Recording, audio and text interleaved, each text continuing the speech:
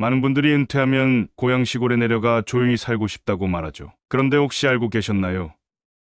부푼 기대감으로 전원주택을 마련했다가 오히려 외로움과 건강 문제로 고생하는 분들이 적지 않습니다. 의외로 노년의 안전과 행복을 좌우하는 건 어디에서, 어떤 집에 사느냐입니다. 지금부터 나이 들면 왜 이런 곳에 살아야 하는지 그 결정적 이유를 알려드리겠습니다. 혹시 잘못된 주거 선택이 황혼기를 힘들게 만들고 있는 건 아닐까요? 들어가며 나이가 들어가면서 우리에게 주어진 가장 큰 자유와 동시에 고민을 안겨주는 것은 어디에서, 어떤 방식으로 살아갈 것인가 라는 질문일지 모릅니다. 젊은 시절에는 사회생활과 업무에 치여 집이라는 공간을 제대로 누리지 못하는 경우가 많습니다. 아침 일찍 출근해서 저녁 늦게 퇴근하면 그저 잠자리를 제공해주는 장소일 뿐이죠. 하지만 은퇴 후에는 이야기가 완전히 달라집니다. 더 이상 직장이 일상의 중심이 되지 않을 때 집이라는 공간이 오히려 삶의 무대 전체를 품게 됩니다. 이 시점에 이르면 갑자기 넘쳐나는 자유 시간과 마주하게 됩니다. 처음에는 이제 뭐든 할 수 있겠구나 싶은 해방감을 맛볼 수도 있습니다. 하지만 곧 막상 할 일이 없는 것 같다는 허전함을 느끼거나 더 나아가 내가 남은 인생을 어디서 보내야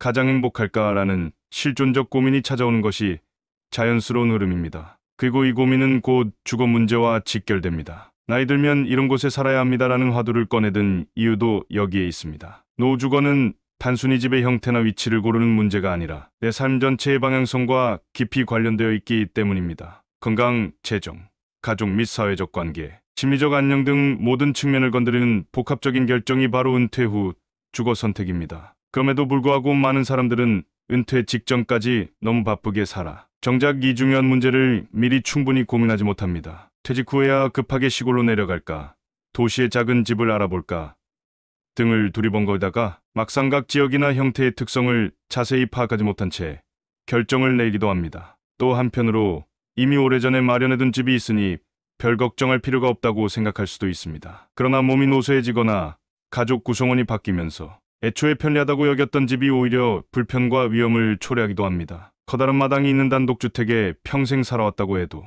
고령에 접어들면 정원 손질부터 계단 오르내리기까지 온갖 일들이 버거워지기 쉽습니다. 도시 아파트는 편할 것 같지만 층간소음이나 관리비 혹은 교통체증 같은 스트레스 요인이 한 번에 몰려와 괴로운 경우도 있습니다. 그러니 단순히 내가 익숙한 곳에 머무른다고 해서 정답은 아닐 수 있습니다. 본글에서는 은퇴 후 주거를 생각할 때 필수적으로 고민해야 할 항목들을 차근차근 짚어보고자 합니다. 먼저 우리는 노후 주거가 왜 중요한가라는 대목을 통해 단순한 집의 문제를 넘어 노년기의 삶 전체가 어떻게 달라진지를 살펴볼 것입니다. 이어서 도시와 전원 중 어느 쪽이 더 나은지 혹은 둘 사이를 절충하는 방법은 무엇인지 세세히 비교해볼 예정입니다. 물론 결론이 뚜렷하게 도시가 낫다거나 시골이 낫다라고 떨어지진 않을 겁니다. 이제 본격적인 이야기로 들어가며 은퇴 후에 어떤 곳에서 살아가야 행복할지를 조금 더 구체적이고 현실적인 관점에서 살펴보겠습니다. 세부적으로는 먼저 노후 주거가 우리의 인생에 어떤 영향을 주는가를 알아보고 이어서 도시와 전원이라는 대조적인 선택지의 특성을 심층적으로 파헤쳐 볼 예정입니다. 이 글을 읽는 혹은 듣는 모든 분들이 추후 결정을 내릴 때 조금이라도 더 넓은 안목을 갖추게 되길 소망합니다. 노후 주거가 왜 중요한가? 은퇴는 인생의 큰 전환점입니다. 오랜 기간 직장에서 사회적 역할을 수행하다가 이제 더는 업무가 아닌 나 자신에게 집중할 시간이 생기게 되죠. 그동안 미뤄둔 취미나 여행을 즐길 수도 있고 가족이나 이웃과의 관계를 다시금 돌볼 여유가 생길 수도 있습니다. 하지만 놀랍게도 막상 은퇴를 하고 나면 기대했던 것만큼 자유롭고 편하지 않다는 말을 하는 사람들도 많습니다. 오늘 하루 종일 집에만 있었는데 뭐랄까 손에 잡히는 일이 없다 같은 허무감이 찾아오는 경우도 있고 몸이 아픈데 병원 가려면 시간이 많이 걸려서 힘들다거나 이웃과 거의 교류가 없어 우울하다라는 식의 불편함이 터져 나오기도 합니다. 바로 이 지점에서 어디에서 살 것인가가 정말 중요해집니다. 젊었을 때야 아침에 나가 밤에 돌아오는 생활 패턴이라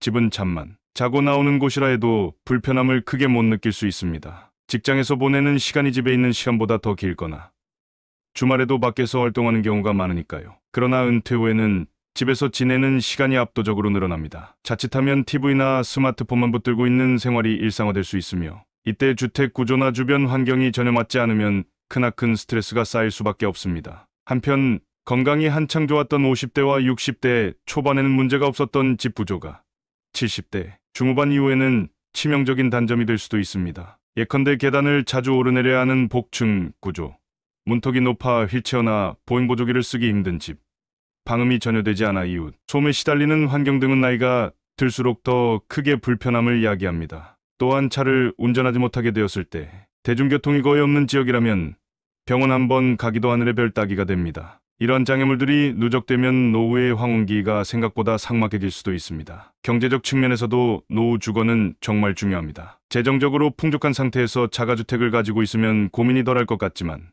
실제로는 세금, 관리비, 유지보수비 등 각종 비용이 상상 이상으로 클 수 있습니다. 반대로 임대 생활을 선택하면 목돈을 유연하게 쓸 수 있다는 장점이 있을지 모르지만 월세나 전세금 인상 압박, 집주인과의 관계 등으로 스트레스를 받을 수 있습니다. 아울러 고령자는 젊은 시절과 달리 돈을 다시 벌 기회가 적으니 한번 잘못된 결정을 하면 곧바로 생활 기반이 흔들릴 위험도 있습니다. 심리정서적으로도 노후 주거 결정은 큰 비중을 차지합니다. 은퇴 후 혼자 사는 노인은 외로움과 우울증에 노출되기 쉬운데 주변 환경이나 이웃과의 관계가 이를 완화해 줄 수 있기 때문입니다. 도시에 살면 인프라나 문화시설은 풍부하나 사람들 각자 바빠서 깊은 교류가 어렵다는 목소리도 있고 시골에 가면 지인끼리 돈독해지기 쉽지만 그만큼 새로운 사람을 만나기가 어려워 외지인은 고립감이 더 커진다는 지적도 있습니다. 결국 어느 쪽이든 거주지 주변에서 얼마나 쉽고 자연스럽게 타인과 어울릴 수 있는지가 삶의 질에 큰 영향을 미치게 됩니다. 또한 오래 살던 집을 떠나는 결정은 그 자체로 감정적 부담이 큽니다. 추억과 애착이 담긴 공간을 쉽게 포기하지 못한 건 어찌 보면 당연한 일입니다. 하지만 나이가 더 들기 전에 미리 내 몸 상태와 생활 패턴에 맞는 곳으로 옮기는 것이 장기적으로 더 나을 수도 있죠. 아직은 괜찮아 보인다 싶어 미루다가 정작 거동이 힘들어지고 나서야 급작스럽게 이사를 진행하면 적응 기간에 더 큰 스트레스를 받게 됩니다. 이렇게 보면 노후 주거는 단순히 어디가 편하다고들 하더라 하는 풍문 수준의 정보만으로 결정할 일이 아님을 알 수 있습니다. 개인의 건강 상태, 경제 사정, 사회적 연결망, 그리고 성격이나 가치관까지 모두 고려해야 합니다. 예컨대 사람 만나는 걸 좋아하고 도시 문화 생활을 누리길 원하지만 허리가 안 좋아 운전을 못하는 경우라면 대중교통이 편한 곳으로 가야 합니다. 반면 조용함과 자연을 좋아하며 일정 정도의 자가운전이 가능하다면 교외나 전원을 검토해 볼 수도 있습니다. 어느 쪽이든 노년기에 무엇을 중시할 것인가 라는 질문에 대한 답을 명확히 해야만 후회 없는 선택에 가까워집니다. 결국 노후 주거가 왜 중요한가라는 물음에 대한 대답은 은퇴 후의 삶 전체가 집을 둘러싼 환경에 의해 크게 좌우되기 때문이라 할 수 있겠습니다. 의료 접근, 심리적 안정, 재정적 안정, 그리고 활동 반경과 인간관계까지 모두가 이 한 축에 달려 있다고 볼 수 있죠. 이를테면 세간에서 흔히 말하는 황혼이혼이나 졸음 같은 사회현상도 주거 환경을 놓고 부부가 의견 충돌을 빚거나 외로움에서 비롯된 갈등이 커진 경우와 연관되기도 합니다. 그만큼 삶의 후반전을 어디서 어떻게 보낼지는 개인의 행복도뿐 아니라 가족 이웃에게도 영향을 미칠 수 있는 결론적 문제입니다. 이제 이어질 장에서는 이 노후 주거를 결정함에 있어 가장 큰 갈림길로 꼽히는 도시 vs 전원이라는 주제를 깊이 있게 다뤄볼 예정입니다. 사람들은 흔히 전원주택에 살면 평온하다거나 도시가 편리하다는 식으로 단순화해서 생각하지만 실제로는 훨씬 다양한 변수와 실제 경험담이 존재합니다. 각각의 장단점을 살펴보고 독자의 상황에 비추어 어디가 더 적합할 수 있을지 가늠해 보길 바랍니다. 도시 vs 전원. 1도시에서의 노후 생활 편리함 속의 함정. 도시에 거주하는 가장 큰 이유 중 하나는 의료 및 생활 인프라가 잘 갖춰져 있다는 점입니다. 병원, 약국,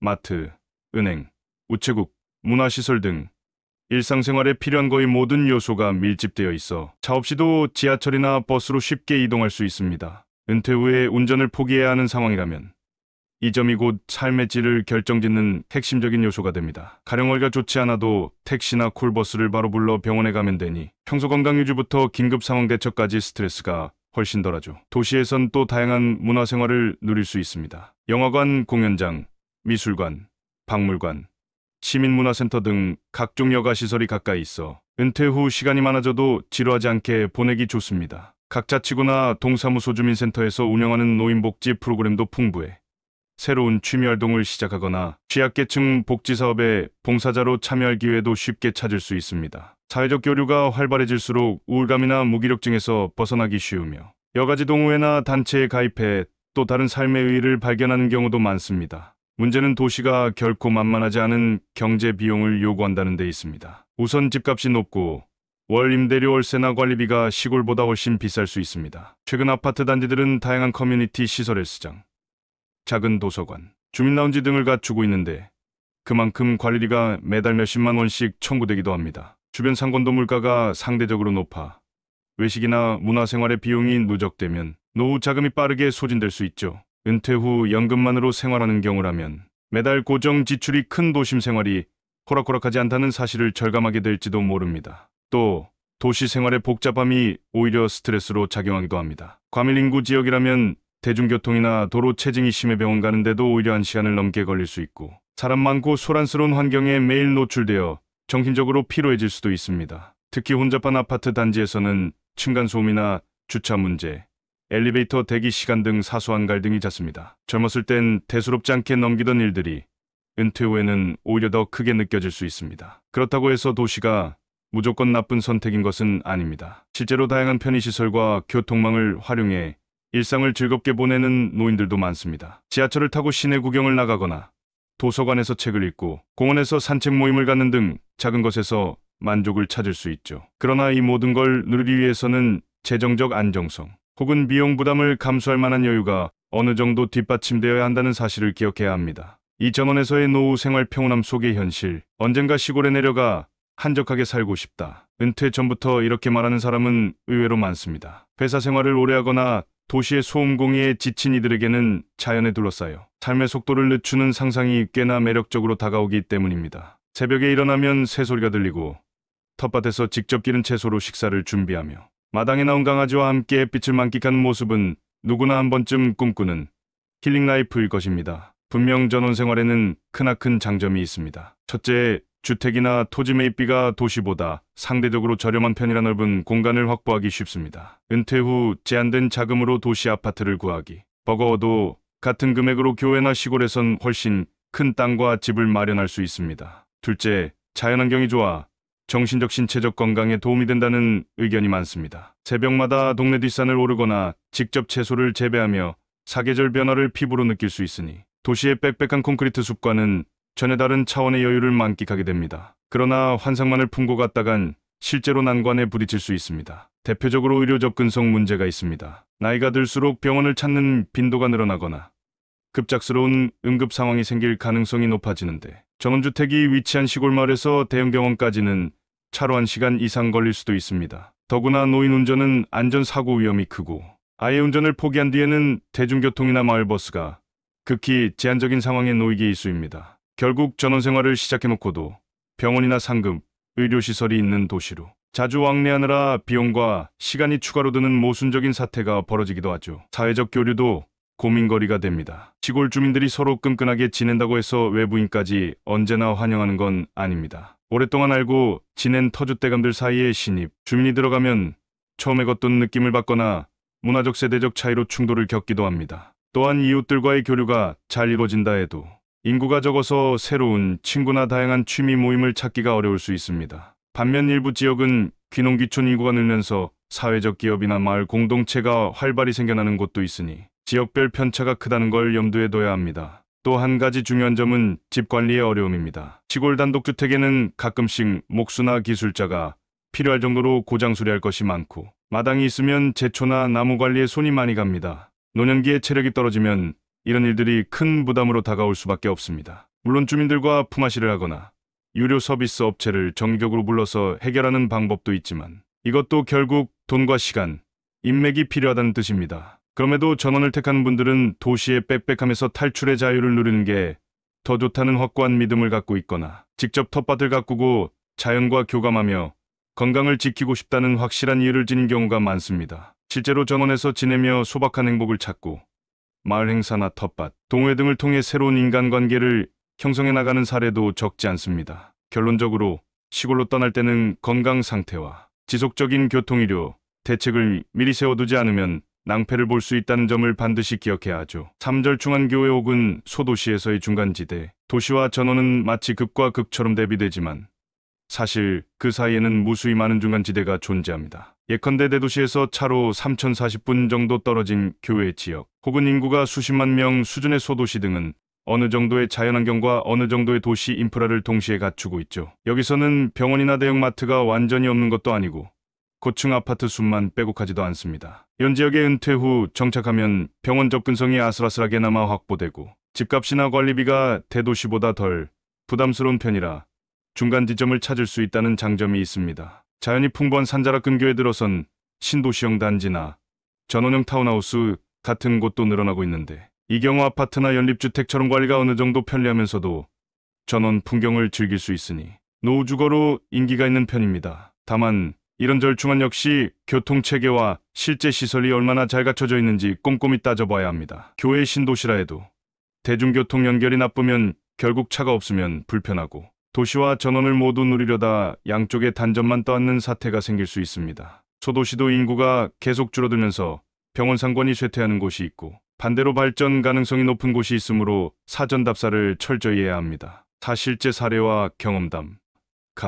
A씨 부부의 전원생활 실패담. A씨남 67세와 부인 64세는 은퇴 직전부터 의도 시골 가서 여유롭게 살자는 로망을 품고 있었다. 서울에서 나고 자랐지만 웬만한 도시 생활은 다 겪어봐서 한적한 환경이 그리웠던 것이다. 그래서 퇴직금을 털어 인적이 드문 농촌 마을의 낡은 주택을 샀는데 막상 들어가 보니 수리가 이만저만이 아니었다. 지붕이 새고 보일러가 고장나며 마당은 잡초가 무성해 매일 아침부터 예초기를 돌려야 했다. 처음엔 텃밭 가꾸는 게 재미있었지만 금세 허리가 아파 고생했다. 무엇보다 부인이 당뇨를 앓고 있었는데 정기 검진을 위해 도시 병원까지 왕복세 시간이 걸리니 괴로워졌다. 마을 회관에선 새로운 외지인 부부를 반겨주긴 했으나 언어와 문화 차이로 자주 어색했고 두어 달 지나니 그마저도 왕래가 드물어졌다. 결국 1년 만에 집을 팔고 다시 도시 근교로 돌아왔다는 사례다. B씨 부부의 교회 단지 성공담. B씨여 62세와 남편 65세는 은퇴를 앞두고 도심 생활의 편의성도 유지하되 공기와 환경이 조금 더 괜찮은 교외 지역을 탐색했다. 병원과 마트, 버스 정류장이 차로 10분 정도 거리에 있고 자녀가 사는 대도시와도 고속도로로 30분이면 오갈 수 있는 신도시형 단독주택 단지를 찾았다. 집값은 서울 아파트 대비 훨씬 저렴했고 단지 내 관리 사무소가 있어 공동경비와 기본 시설 관리를 해준다. 작은 앞마당에서 반려견을 키우고 주말마다 텃밭을 가꾸며 주중엔 남편이 동네 도서관 동호회에 참여하고 아내는 인근 문화센터에 다니면서 별다른 불편 없이 살고 있다. 병원 진료가 필요하면 차를 몰고 1020분 내에 종합병원에 갈 수 있어 급한 상황이 와도 큰 걱정이 없다고 한다. 이처럼 개인의 건강, 재정, 성향, 지역 여건 등이 복합적으로 맞아떨어지면 전원이나 교회 생활이 즐겁게 안착될 수 있다. 반면 철저한 사전 조사 없이 막연히 시골이 좋을 것 같다고 진입했다가 경제적, 의료적, 사회적 위기에 놓이기도 쉽다는 것을 알 수 있다. 마찬가지로 도시 생활도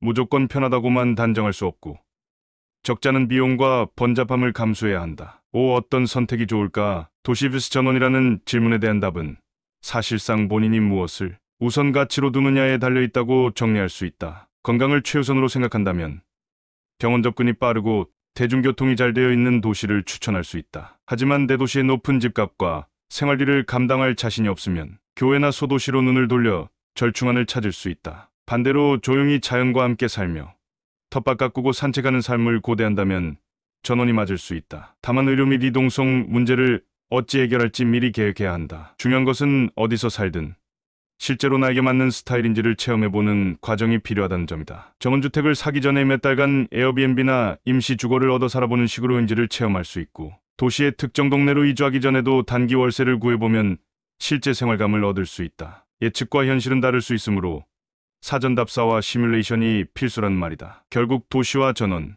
양극단으로 나누어 놓고 바라보는 것만으로는 부족하다. 그 사이에는 무수한 중간 지대와 변수가 존재한다. 어느 선택이든 절대적으로 완벽하거나 절대적으로 실패할 수밖에 없는 것은 아니다. 이 글을 통해 독자들이 양쪽의 장단점을 더 깊이 이해하고 스스로 상황에 맞게 판단해 볼 수 있길 바란다. 이후 파트에서는 집의 형태 아파트 vs 단독주택, 재정 설계자가 vs 임대, 건강 및 편의성, 사회적 교류, 심리적 감정적 요소 등 좀 더 구체적인 이야기를 다룰 예정이므로 그 부분도 참고하여 종합적인 결론을 내리길 권한다. 요약하자면 도시와 전원은 노후 주거 선택에서 가장 극명한 두 얼굴을 보여주는 옵션이다. 도시가 주는 편의성과 활기, 전원이 주는 여유와 자연 친화적 삶. 둘 중 어느 것이든 적절한 준비와 자원이 뒷받침되지 않으면 안 된다. 스스로에게 질문해보자. 나는 건강 문제에 대비할 필요가 얼마나 큰가? 다른 사람들과 교류하는 것이 삶에서 얼마나 중요한가? 월별로 쓰는 생활비에 대한 제한이 얼마나 있는가? 정말 시골 생활이 내게 맞을까? 혹은 도심의 빌딩 숲이 더는 견디기 어려운가? 이 질문들에 대한 답을 찾아가다 보면 도시 vs 전원이라는 갈림길에서도 점차 명확한 방향이 잡힐 것이다. 아파트 vs 단독주택, 은퇴 후 주거를 고민할 때 많은 사람들이 가장 먼저 떠올리는 이 문법 중 하나가 아파트로 갈까, 단독주택에 머물까 하는 문제일 것입니다. 실제로 한국의 주거 형태를 크게 나누면 아파트가 다수를 차지하고 있고 도심 교외 전원까지 다양한 지역에 퍼져 있죠. 그러나 여전히 단독주택을 고수하는 분들도 많습니다. 그렇다면 노년기의 아파트와 단독주택 각각 어떤 장단점을 갖고 있을까요? 이 장에서는 양측을 비교하며 어떤 상황에서 어느 형태가 유리할지 살펴보겠습니다. 먼저 아파트는 가장 보편적이고 표준화된 주거 형태라고 해도 과언이 아닙니다. 대단지 아파트가 많은 도시에서는 한 건물 안에만 수백 세대가 살아가곤 합니다. 이처럼 대규모 모여 살기에 가능한 게 바로 공동관리입니다. 공용 공간, 복도, 엘리베이터, 주차장, 경비실 등이 한꺼번에 관리되기 때문에 단독주택에 비해 유지 보수에 든 개인 부담이 작고 수월한 편입니다. 눈이 오거나 비가 와도 아파트 내부 복도는 깨끗이 치워지고 엘리베이터 고장나면 관리사무소가 즉시 수리기사를 불러 해결해주죠. 몸이 불편하거나 집 관리에 신경 쓸 여력이 없는 노년층에게 이 공동관리 시스템은 상당히 매력적인 장점입니다. 또 한 가지 아파트의 강점은 보안과 안전입니다. 대체로 경비원이나 CCTV가 상시 작동되고 현관, 출입문, 엘리베이터 등에도 보안 시스템이 깔려 있어 외부인이 함부로 진입하기 어려운 구조를 갖습니다. 노인 1인 가구라면 더욱 안심할 수 있고 위급 상황에 이웃이나 관리사무소의 즉각적인 도움을 받을 가능성도 높습니다. 실제로 혼자 사는 어르신이 계단에서 넘어졌을 때 아래층 주민이 소리를 듣고 바로 뛰어와 도와주었다든가, 아파트 내 비상벨을 눌러 곧바로 구급차가 출동했다는 사례도 심심찮게 들을 수 있습니다. 이러한 안전망은 단독주택 거주자에게는 상대적으로 부족하거나 스스로 설비를 갖춰야 하는 부분입니다. 반면 아파트에도 분명한 단점이 존재합니다. 가장 대표적인 문제는 층간소음이나 이웃 간 갈등입니다. 윗집 아이가 뛰어다니거나 어느 집에서 시끄러운 음악을 밤늦게 틀어놓으면 고스란히 아래층 옆집에 소음이 전해집니다. 이 노인뿐 아니라 전 세대가 공통으로 겪는 스트레스 요인이지만 은퇴 후 집에 머무는 시간이 많은 경우 더욱 심각하게 받아들이게 됩니다. 낮 시간에도 윗집 소음을 들어야 하니 휴식을 취하기 어렵다는 불만이 나오기도 합니다. 물론 최근에는 바닥 참재나 방음 기술이 발전했으나 완벽하게 소음을 차단하기는 쉽지 않습니다. 관리비 역시 아파트의 구조적 특성으로 인해 꾸준한 지출이 됩니다. 특히 대단지 고급 아파트라면 헬스장, 작은 도서관, 게스트하우스, 공원 등 편의시설이 많아 관리비가 상당히 높아질 수 있습니다. 젊을 때야 편의시설을 자주 이용하니까 괜찮다고 넘길 수 있지만 노년의 체력이 떨어진 뒤에는 잘 안 쓰게 되는 시설임에도 계속 돈을 내야 해서 아깝다고 느낄 수 있죠. 게다가 재건축 예정 아파트처럼 미래 가치가 불확실한 곳은 분담금이나 추가 비용이 언제 어떻게 발생할지 모른다는 리스크도 있습니다. 한편 단독주택은 평생을 그 공간에서 지내며 추억을 쌓아온 경우가 많습니다. 특히 고령층은 오랫동안 단독주택에 살면서 이웃과의 관계나 동네를 떠나지 못하는 심리적 애착을 갖기도 합니다. 단독주택의 가장 큰 장점은 역시 공간 활용의 자유입니다. 정원이 있으면 텃밭 가꾸기나 반려동물 키우기에 좋고 구조를 개조하거나 증축할 때도 큰 제한이 없습니다. 층간소음 문제도 사실상 없으니 내 마음대로 음악을 듣거나 취미 활동을 하기가 편하죠. 이웃과 떨어져 사니 사생활 보호 역시 잘 이루어집니다. 그러나 단독주택은 유지와 보수에 대한 책임이 전부 개인에게 있다는 점이 걸림돌입니다. 지붕이 샌다거나 외벽 페인트가 벗겨지고 수도 배관이 막히고 나무가 고장나는 등 다양한 문제가 발생했을 때 아파트처럼 관리사무소에 요청할 수 없고 직접 전문 업체를 불러 해결해야 합니다. 겨울철 폭설이 내려도 스스로 눈을 치워야 하고 마당이 넓으면 잡초 제거부터 낙엽 정리까지 자잘한 일이 끊이지 않습니다. 그동안 할 만했던 일들도 고령에 접어들면 몸이 힘들어지니 결국 이제 단독주택 관리하는 게 버겁다고 호소하는 어르신들이 많습니다. 치안 및 안전 문제도 고려해야 합니다. 혼자 사는 단독주택이라면 CCTV나 방범창, 도어락 등을 개인적으로 설치해야 하고 이웃과 왕래가 적으면 응급 상황 시 도움받기가 쉽지 않습니다. 특히 시골 마을이나 외곽 단독주택은 소방구급차가 도착하는 데까지 시간도 오래 걸릴 수 있습니다. 그나마 도심 주택가라면 방범이 잘 되어 있을 수 있지만 아무래도 아파트처럼 통제되는 출입 시스템이 없는 경우가 대부분입니다. 이렇게 보면 아파트와 단독주택은 노후 주거에서 서로 극명한 특징을 보여줍니다. 아파트는 관리가 쉽고 안전한 대신 층간소음이나 관리비 부담이 있고, 단독주택은 자유롭고 소음 걱정이 적은 대신 유지비와 안전 문제가 따라옵니다. 결국 본인의 취향과 상황, 그리고 동네 환경을 종합적으로 고려해야 합니다. 예컨대 단독주택이라도 타운하우스나 블록형 단독주택 단지처럼 공동관리가 어느 정도 이루어지는 형태가 늘고 있으니 그 절충안을 모색할 수도 있습니다. 아파트에서도 저층 소규모 단지를 택하면 관리비가 비교적 저렴할 수 있고, 층간소음 문제를 조금 덜 겪을 가능성도 있습니다. 노년기에 접어들면 이젠 계단 올라가기도 힘들고 집안 고장나도 어떻게 고쳐야 할지 모르겠다는 한계를 느끼며 단독주택을 떠나 아파트를 선호하는 경우가 많습니다. 한 조사에 따르면 50대 이상 중노년층의 아파트는 은퇴 후 거주 의향 1순위로 꼽히는 주거 형태라고 합니다. 특히 엘리베이터가 있어야 하고 집 관리가 비교적 수월해야 한다는 필요가 크기 때문이죠. 다만 노후에도 남들과 떨어져 조용히 지내고 싶어하는 분들은 작은 단독주택을 끝까지 유지하거나 교외 타운하우스에서 비슷한 연령대의 이웃과 어울리며 사는 식으로 만족을 얻기도 합니다. 어디가 더 좋다는 정답은 없는 셈입니다. 정리하자면 아파트 단독주택을 고민한다면 다음 항목들을 스스로 체크해보길 권장합니다. 체력과 건강 상태, 계단을 오르거나 마당 관리할 체력이 어느 정도 남아있는가? 2020년 후를 내다봐도 유지 가능할까? 재정 여건 매달 관리비를 감당할 경제적 여력이 있는지, 단독주택 수리와 방범 비용은 얼마나 예상하는지, 안전 인프라 경비나 CCTV, 응급시 주변 도움을 받을 수 있는지, 병원 119 반응 시간은 얼마인지, 소음 사생활 층간소음이 괜찮은지, 혹은 이웃과 적당히 거리를 둔 개인 공간이 더 중요한지, 지역 환경 도시 한복판 아파트인지, 교외 소단지인지, 시골 단독주택인지에 따라 실제 편의성이 크게 달라진다. 위 기준을 종합하면 아파트와 단독주택 중 어느 쪽이 나이든 나에게 더 적합한가를 좀 더 뚜렷하게 가늠할 수 있을 것입니다. 물론 많은 이들이 최종적으로 아파트를 택하지만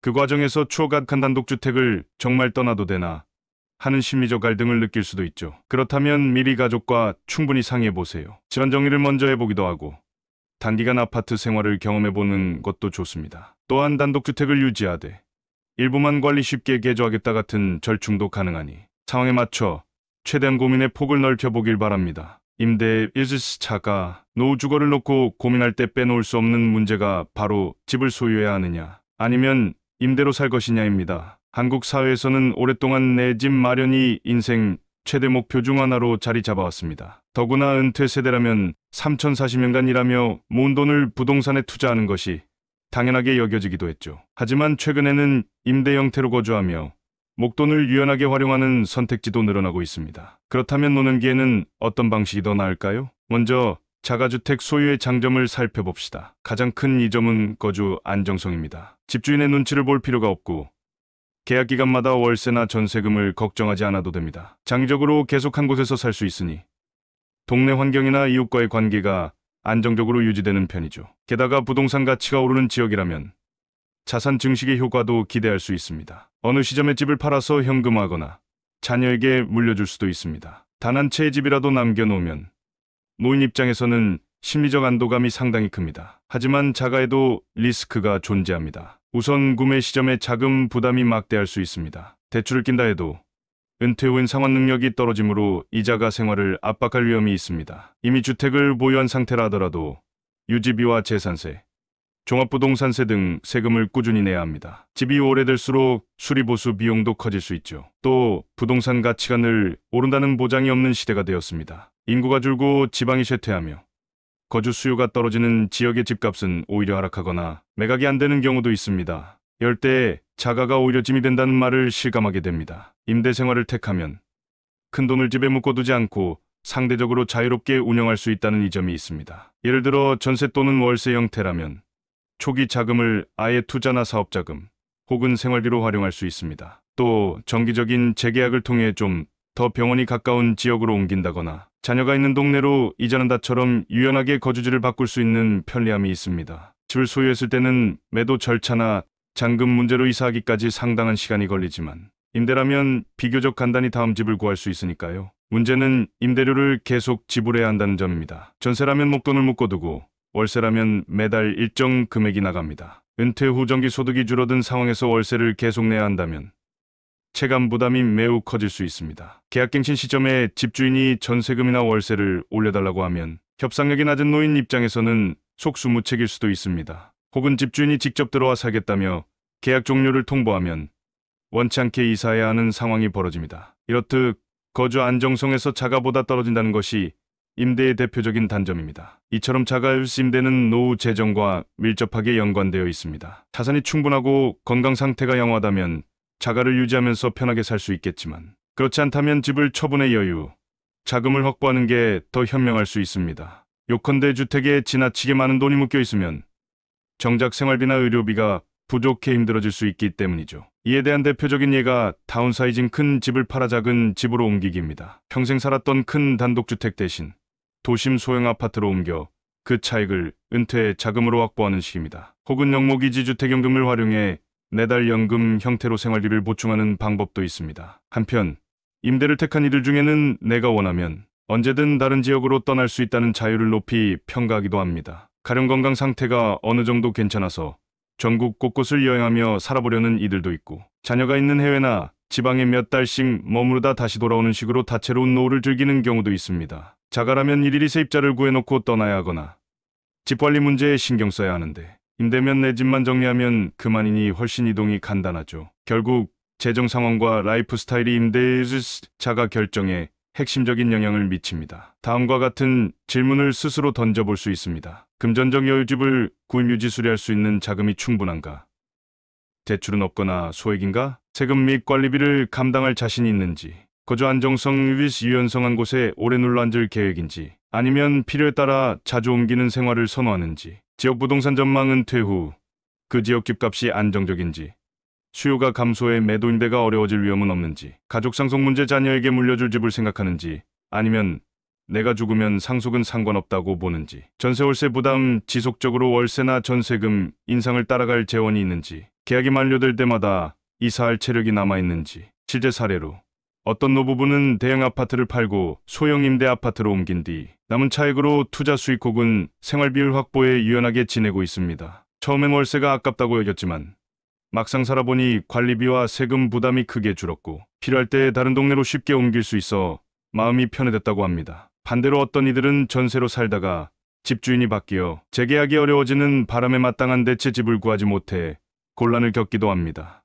이처럼 임대와 자가는 단순히 비싼 vs 저렴한 개념이 아니라 안정성과 유동성, 세금과 관리비 부담, 상속 계획 등 다양한 요소가 얽힌 문제입니다. 어느 쪽을 택하든 본인의 재정적 체력과 성향에 맞춰 신중히 결정해야 하며, 필요하다면 부동산 전문가나 재무설계사의 도움을 받는 것도 방법입니다. 은퇴 이후에는 예기치 못한 지출이나 건강 문제 등이 갑작스럽게 발생할 수 있으므로 주택에만 과도하게 자금을 묶어두지 않는 것이 현명하다는 의견도 많습니다. 결론적으로 임대자가 질문에 대한 해답은 개인마다 다릅니다. 젊을 때처럼 빚을 내서라도 집을 사는 것이 당연하지 않을 수도 있고, 오히려 집 없이도 편하게 사는 법을 찾아내는 이들도 있습니다. 하지만 집값 상승이 기대되는 곳이라면 자가가 여전히 좋은 투자일 수 있으니 일률적으로 어느 쪽이 옳다고 말하기 어렵습니다. 아마 독자 스스로만은 경제적 안정성을 우선할까, 아니면 자유로운 이동과 생활 방식을 우선할까라는 질문을 던지고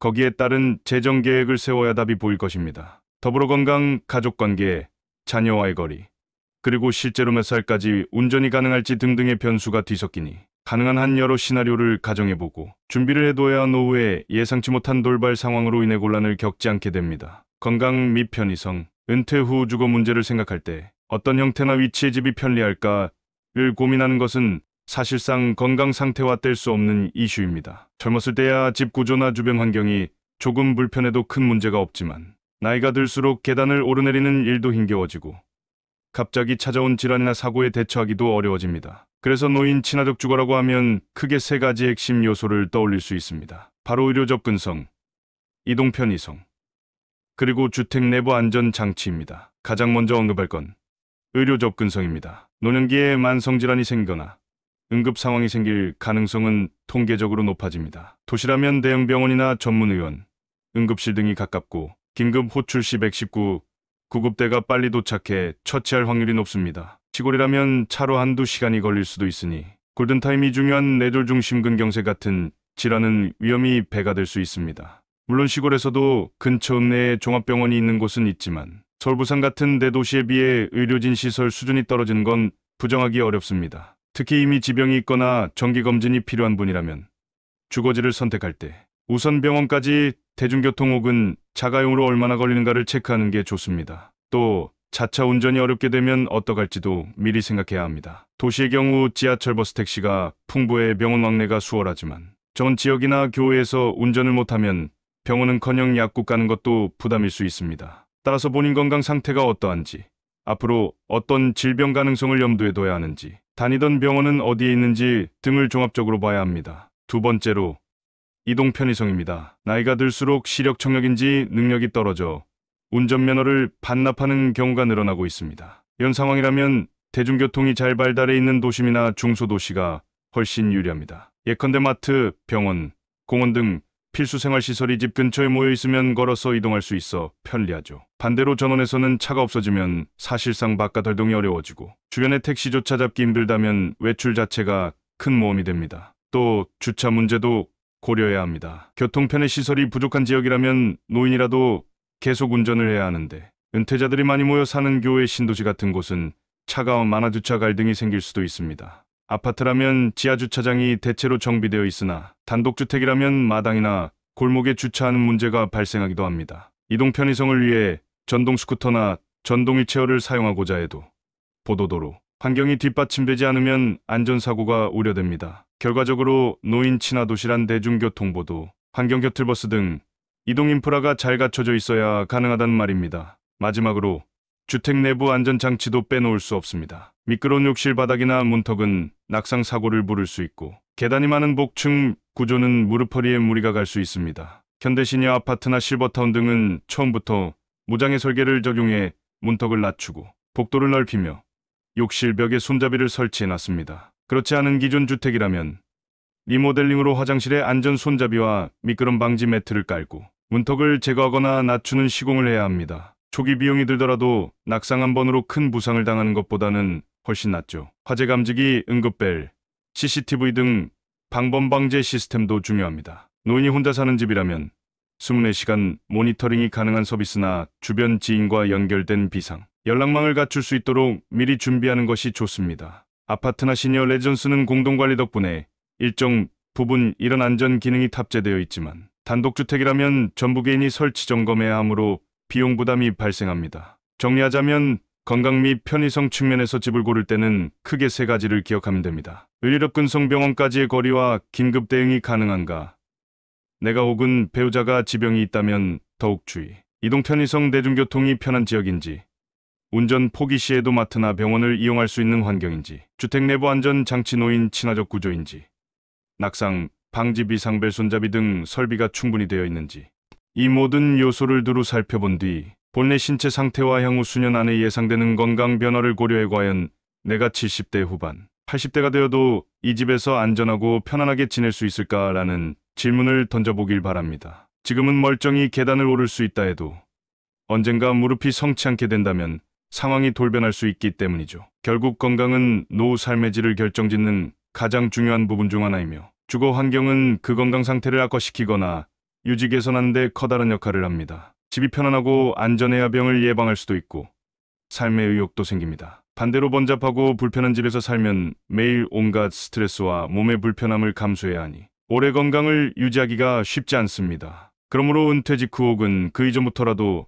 내가 앞으로 어떤 병에 걸릴 가능성이 있고 언제까지 운전을 할 수 있을지, 집 구조를 어떻게 바꾸면 좋을지를 구체적으로 점검해 두길 권합니다. 필요하다면 노인복지관이나 사회복지사, 리모델링 전문가의 상담을 받아 실질적인 공사나 주거 지원을 받을 방법도 찾아보세요. 노인 맞춤형 보조금이나 지자체 지원 사업이 예산 범위 내에서 운영되는 곳도 있으니 미리 체크해보면 도움이 될 것입니다. 사회적 활동과 커뮤니티. 노년기에 접어들수록 자주 듣게 된 단어 중 하나가 고립 혹은 외로움일 것입니다. 직장 생활이나 자녀 양육을 하던 시기에는 바쁘게 사람들을 만나고 대화할 기회가 많았지만 은퇴 후에는 그러한 만남의 장이 급속히 줄어듭니다. 이는 자연스러운 흐름이지만 방치하면 우울감이나 무기력, 더 나아가 치매 발병 위험까지 높일 수 있는 심각한 문제로 이어질 수 있습니다. 그래서 노년기에 특히 중요한 것이 바로 사회적 활동과 커뮤니티입니다. 내가 속할 수 있는 모임이나 단체, 혹은 간단한 교류라도 이어질 수 있는 인적 연결망을 어떻게 만들어갔냐가 삶의 질을 크게 좌우합니다. 많은 전문가들이 노인에게는 일정 정도의 사회적 자극과 교류가 필수라고 말하는데, 이는 단순히 외로움을 달래는 차원이 아닙니다. 서로 안부를 챙기고 정보를 교환하며 감정을 나누는 과정에서 우리의 뇌와 몸은 활력을 유지하게 됩니다. 예컨대 매주 한 번씩이라도 이웃들과 차를 마시며 근황을 나누거나 문화센터에서 열리는 소규모 강좌에 참석해 어깨를 부딪히고 새로운 지식을 배우다 보면 자연스럽게 살아있음을 더 또렷하게 느낄 수 있습니다. 이런 교류의 기회가 전혀 없다면 일상은 금세 단조로워지고 무기력감이 찾아오는 것은 시간 문제일 수 있습니다. 도시에 사는 노인들은 비교적 다양한 커뮤니티를 찾기 쉽습니다. 주민센터나 구청에서 운영하는 시니어 프로그램, 도서관이나 복지관에서 열리는 동아리 활동, 혹은 교회 사찰 등 종교단체 모임 등이 대표적입니다. 물론 마음만 먹으면 그림, 추묘리, 컴퓨터 등 각종 강의를 들어볼 수도 있습니다. 게다가 교통편이 잘 갖춰져 있어 일정한 모임 장소에 꾸준히 나가는데 비교적 수월합니다. 문제는 도시 사람들 특유의 바쁜 생활 리듬과 개인주의 성향으로 인해 이웃과 깊은 친분을 쌓기가 쉽지 않을 수 있다는 점입니다. 도시형 커뮤니티는 폭이 넓은 대신 개개인과 진득한 관계를 맺으려면 본인의 노력이 필요합니다. 반면 전원이나 시골 지역에서는 인구가 적다 보니 한번 친해지면 굉장히 끈끈한 커뮤니티가 형성되기도 합니다. 마을 행사나 공동 텃밭, 주민 모임 등을 통해 서로 일손을 거들고 음식을 나눠 먹는 문화가 남아있는 곳도 있습니다. 덕분에 이웃사촌이란 말이 살아있는 모습이 보일 수 있죠. 하지만 마을마다 분위기가 제각각이어서 외부인의 유입을 반기지 않거나 오랜 주민들끼리만 뭉쳐있는 경우도 많습니다. 그럴 때는 새로 이사온 노인이 현지인들과 어울리기까지 시간이 꽤 걸릴 수 있습니다. 게다가 문화센터나 취미 강좌 같은 시설이 부족해 취미나 여가 활동 선택지가 상당히 좁을 수 있습니다. 요즘에는 오프라인뿐 아니라 온라인 커뮤니티도 새로운 기회를 제공합니다. 스마트폰이나 컴퓨터 활용에 능숙한 노인들은 지역 카페나 SNS 모임을 통해 정보 교류를 하고 실제 오프라인 만남으로 발전시키기도 합니다. 예컨대 우리 동네 시니어 자전거 모임이나 베이킹 동호회 같은 카카오톡 오픈 채팅방에서 만난 뒤 정기적으로 만나 라이딩을 하거나 빵을 구워보는 등 즐거움을 찾는 것이죠. 물론 디지털 문턱이 존재해 스마트폰 사용이 익숙하지 않은 분들은 진입장벽을 느끼기도 합니다. 그렇지만 배울 의지만 있다면 노인 대상 스마트폰 강좌나 손주들의 도움을 받아 쉽게 습득할 수 있는 시대가 되었습니다. 이처럼 사회적 활동과 커뮤니티는 은퇴 후에 새로운 인간관계를 형성하고 일상의 지루함이나 외로움을 이겨내는 핵심 수단입니다. 여기서 중요한 것은 자신이 어떤 성격과 관심사를 지녔는지를 먼저 파악하는 것입니다. 사람 많은 모임이 편한지, 아니면 소수 정예의 친밀한 교류가 더 좋은지, 혹은 실내 활동보다 야외에서 몸을 움직이는 걸 좋아하는지 등에 따라 맞는 커뮤니티도 달라지겠죠. 누군가는 봉사활동을 통해 보람을 느끼고, 누군가는 낚시나 등산 동호회에서 동년배 친구를 사귀며 즐거워질 수 있습니다. 또 한 가지 꼭 짚고 넘어가야 할 점은 적극적인 태도가 필수라는 사실입니다. 노년기에 들어서 사회적 접촉이 줄어든 이유는 과거에는 직장이나 육아 같은 외부 요인이 우리에게 자연스러운 만남을 부여했지만 은퇴 후에는 누가 대신 마련해주는 만남의 장이 사라지기 때문입니다. 그래서 스스로 발로 뛰지 않으면 집안에서 TV만 보는 생활이 반복될 위험이 큽니다. 생각보다 많은 노인들이 내가 굳이 먼저 다가가기 귀찮다거나 이 나이에 새로운 사람 사귀기가 좀 부담스럽다라는 이유로 고립을 자초합니다. 그러나 한 번의 용기를 내어 모임이나 활동에 참여해보면 의외로 좋은 분들과 교류가 이어지고 인생의 즐거움을 되찾는 사례가 많습니다. 더불어 가족과의 교류도 넓은 의미에서 하나의 커뮤니티라고 볼 수 있습니다. 손주 돌보기에 지나치게 얽히는 걸 부담스러워하는 경우도 있지만 적절한 범위에서 자녀와 손주를 자주 보고 함께 시간을 보내는 것은 정서적 안정과 행복감에 큰 도움이 됩니다. 다만 가족 간 갈등을 막기 위해서는 서로 간 기대치를 명확히 해두는 게 좋습니다. 막연히 자식들이 나를 챙겨주겠지라고만 믿다가 실망하거나 반대로 부모가 아이를 돌봐주는 게 당연하다고 생각하다가 갈등이 생기는 일은 피해야 합니다. 결론적으로 사회적 활동과 커뮤니티는 노후에 찾아오는 외로움과 무기력감을 막아주는 중요한 방파제 역할을 한다고 할 수 있습니다. 도시에 살든 전원에 살든 혹은 어떤 주거 형태이든 간에 스스로에게 맞는 커뮤니티를 찾고 적극 참여함으로써 새로운 인간관계를 구축해 나가는 것이 바람직합니다. 이를 위해서는 지자체나 복지기관, 온라인 카페 등을 수시로 확인하고 나도 할 수 있다는 열린 마음으로 도전해보는 태도가 필요합니다. 한 번 자리를 잡으면 작은 기쁨들이 곧 나이가 들어서도 삶을 풍요롭게 만드는 원동력이 될 것입니다. 심리적 감정적 요소 은퇴 후 주거를 바꾸거나 새 인생을 설계하는 과정에서 우리는 종종 마음속에서 일어나는 갈등과 맞닥뜨리곤 합니다. 오래 살던 집에 대한 애착, 삶이 송두리째 바뀌는 데 대한 두려움, 혹은 아직은 내가 늙지 않았다는 자존심 등이 대표적이죠. 이런 심리적 감정적 요소를 제대로 다루지 않으면 결국에는 좋은 기회와 행복을 스스로 놓치게 될 수 있습니다. 아무리 실리적으로 옳은 결정이라도 마음이 따라주지 않으면 결행하기가 어렵고 후회와 미련이 남아 자칫 갈등으로 비화될 수도 있습니다. 가장 흔한 사례는 새로운 곳으로 이사하기 두려움입니다. 오랜 세월을 함께해온 집과 동네는 그 자체로 추억이 깃든 공간입니다. 가구 하나, 벽 한 구석마저 익숙하니 내가 나고 산 이곳을 어떻게 떠나라는 생각이 들 수밖에 없습니다. 실제로 부모 세대가 자녀들의 제한 조금 편한 아파트로 옮기시절 매번 거부하는 이유도 이 애착과 함께 집을 정리하고 떠나는 일은 엄청난 스트레스라는 점에 있습니다. 짐을 싸고 필요 없는 물건을 버리고 새 집에 적응하는 과정은 젊은 사람에게도 에너지가 필요한데 노인에게는 훨씬 큰 부담으로 다가오죠. 또 나는 아직 충분히 건강하다는 믿음 역시 문제를 장기화시킬 수 있습니다. 물론 긍정적이고 활력 있는 생각은 중요하지만 현실적으로는 6070대 이후에는 조금씩 신체 기능이 약해진다는 사실을 부정하기 어렵습니다. 아직 계단 오르내리는데 문제 없어. 난 운동도 열심히 하니까 80대도 괜찮을 거야 라고 굳게 믿었다가 막상 70대 후반쯤 갑자기 무릎 수술을 하게 되면 지금이라도 당장 이사를 해야 하는데라는 당혹감을 느끼게 됩니다. 미리 준비할 시간을 놓친 뒤라면 더 늦은 나이에 엄청난 부담을 안고 급히 움직여야 하니 적응 과정도 만만치 않습니다.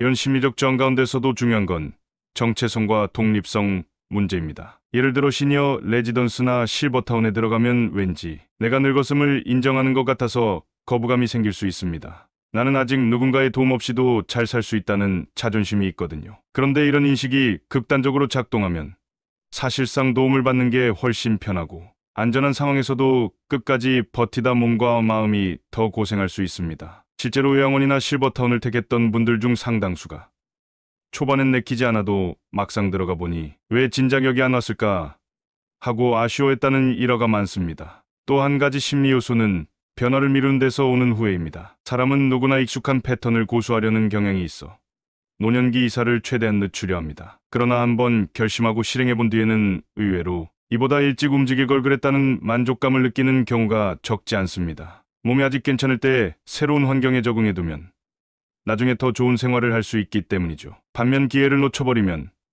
결국 자녀나 지인에게서 그때 옮기시지 그랬어요라는 말을 듣게 되고 자신의 판단력을 탓하게 되는 심리적 갈등에 빠질 수 있습니다. 이렇듯 감정적인 요인들은 노후 주거 결정에서 절대 무시할 수 없습니다. 그래서 가장 중요한 건 내가 정말로 원하는 것이 무엇인지 스스로 솔직하게 성찰하고 두려움이나 고집 때문에 합리적인 선택을 방해하고 있지는 않은지 돌아보는 태도입니다. 또한 가족과 충분히 대화해 서로의 생각을 오해 없이 공유하는 과정도 필요합니다. 자녀는 부모의 안전과 편의를 위해 이사를 권하지만 부모는 자식이 귀찮아 내가 가까이 오는 걸 부담스러워하나 하는 식의 의심을 품고 있을 수도 있죠. 이런 갈등이 쌓이면 결국 가족 간 불화가 커지고 결국 아무 결정도 못하는 사태로 이어지기도 합니다. 동시에 만약 바꾸기를 결심했다면 정리 과정에서 오는 감정적 부담 역시 인지해둬야 합니다. 저 한 곳곳에 쌓인 물건과 추억들은 일부를 포기해야만 이사할 수 있는데 그때 든 상실감이나 허무감도 노인의 심리에 크게 작용합니다. 하지만 이런 정리 과정을 자녀나 지인과 함께 추억을 나누며 나가면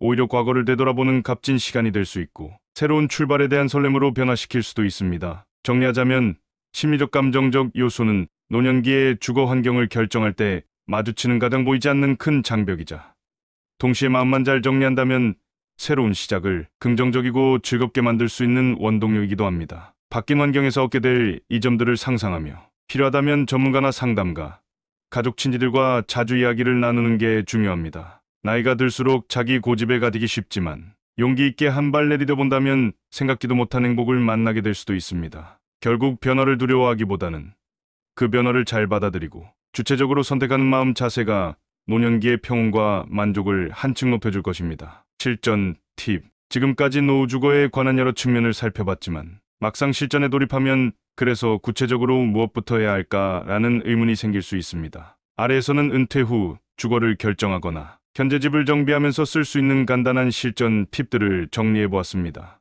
우선 현재 답사와 단기 체험을 권장합니다. 도시 지역이라면 그 동네에 며칠이라도 머물러 보면서 주변 편의시설, 병원, 교통환경을 직접 체험해 보세요. 전원 생활을 꿈꾼다면 주말 농장이나 농촌 체험마을 등에서 12주 정도 살아보며 본인이 정말 시골 생활에 맞는지 시험해 볼 수 있습니다. 인터넷 정보나 짧은 여행만으로는 실제 주거 환경을 파악하기 어렵습니다. 하루 한두 번씩은 병원을 가는 시나리오를 상상해 보고 장 보러 가는데 얼마나 걸리는지, 이웃과의 교류는 어떤 식으로 이루어지는지도 직접 눈으로 확인해 보는 과정이 필수입니다. 둘째, 예산표 작성입니다. 노후 자금의 대부분이 집값에 묶여버리면 생활비나 의료비가 부족해질 수 있고, 반대로 임대비나 관리비를 지나치게 지출하면 연금만으로는 감당하기 어려울 수도 있습니다. 따라서 월별 혹은 연 단위로 예상소득연금, 투자 수익, 자녀 지원 등과 지출주택 유지비, 관리비, 세금, 식비, 교통비, 의료비 등을 꼼꼼히 적어보세요. 그렇게 하면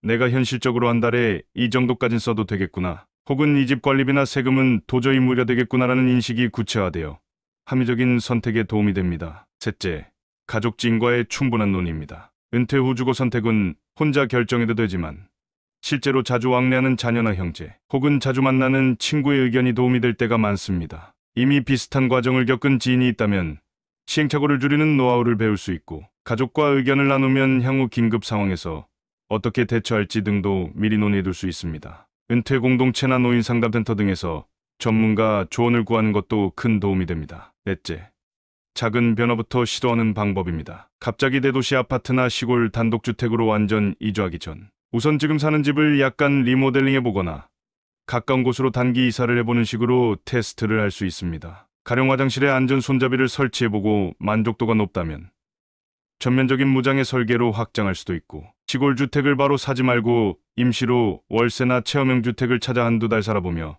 적응 여부를 살펴볼 수 있습니다. 마지막 팁은 정보 업데이트입니다. 부동산 시장은 늘 변하고 의료 및 복지 제도도 달라집니다. 자칫 몇 년 전 정보만 믿고 결정을 내렸다가 예산 초과나 지역, 쇠퇴 등 예측 불가 변수를 맞닥뜨릴 수 있습니다. 따라서 신문기사, 온라인 커뮤니티, 지자체 공고 등을 꾸준히 살펴보며 최신 정보를 수집하는 습관이 필요합니다. 사람마다 사정이 달라서 똑같은 동네나 같은 형태의 집이라도 기회 요인이 다를 수 있습니다. 그러니 최대한 내 상황에 맞는 최신 정보를 활용해야 실패 확률이 줄어듭니다. 결론 및 맺은 말, 길고도 짧았던 논의를 마무리하면서 우리는 한 가지 사실을 명확하게 확인했습니다. 노후주거라는 주제는 단순히 집의 형태나 위치만으로 정의되는 문제가 아니라 우리의 건강 상태, 재정 상황, 사회적 관계, 심리적 안정 등 다방면과 얽혀 있다는 점입니다. 은퇴 후 이제 어디에서 어떻게 살아갈까라는 질문에 대한 답이 결코 하나의 정답으로 귀결되지 않는 것은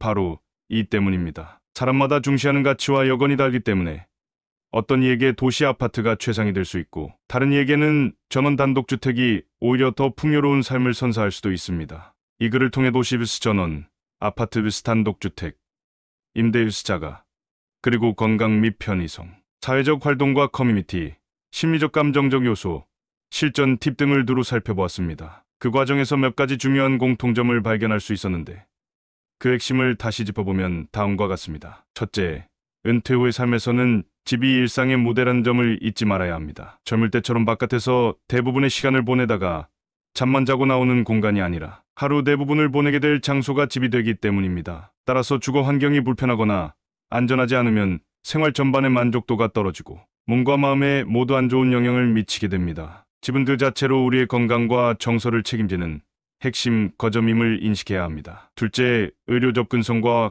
교통 편의성은 특히 나이가 들수록 중요해집니다. 건강을 자시하던 사람들도 어느 순간부터 병원 방문이 잦아질 수 있고, 운전을 포기하면 대중교통에 의존해야 할 때가 많습니다. 그때 병원이 얼마나 가깝고 교통망이 얼마나 갖춰져 있는가가 생활의 질을 좌우하게 됩니다. 이를 간과하고 무작정 시골에 들어가거나 반대로 도시의 복잡함 속에서 스트레스를 받는 선택을 했다가는 나중에 큰 후회를 할 수도 있습니다. 셋째, 사회적 활동과 커뮤니티가 외로움을 막아주고 삶의 생기를 불어넣는 주요 요소입니다. 사람은 사회적 동물이므로 노년기라도 적절한 인간관계와 소통이 필요합니다. 도시든 전원이든 어떤 형태의 주거든 이웃이나 취미 모임, 봉사활동 등을 통해 다른 사람들과 만날 기회를 찾아야 합니다. 나이가 들어서도 즐겁고 의미 있는 인간관계를 이어나가는 분들은 대체로 건강과 행복 도면에서 좋은 결과를 얻는 경우가 많습니다. 넷째, 심리적 감정적 장벽을 극복하는 과정이 필요합니다. 변화가 두렵고 익숙한 집을 떠나기 망설여지는 마음은 자연스러운 감정입니다. 그러나 더 늦기 전에 미리 움직여 새로운 환경에 적응하는 편이 장기적으로 유리하다는